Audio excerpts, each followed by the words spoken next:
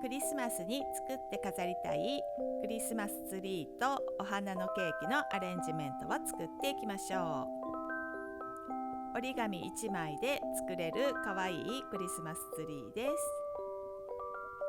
ツリーができたらお花のケーキを作っていきましょう。こちらの動画は動画レッスンアレンジメントキットのダイジェスト版です。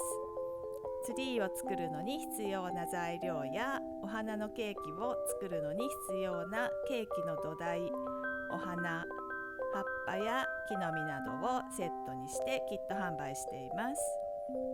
詳しい作り方の動画をセットにしていますので、クリスマスまでに楽しく作って飾っていただくことができます。よろしければ概要欄をご覧いただきご利用ください。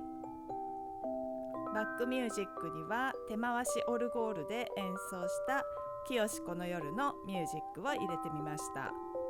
432Hz の癒しのオルゴールミュージックです。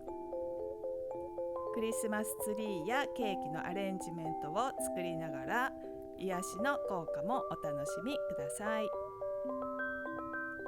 かわいいアレンジメント完成です。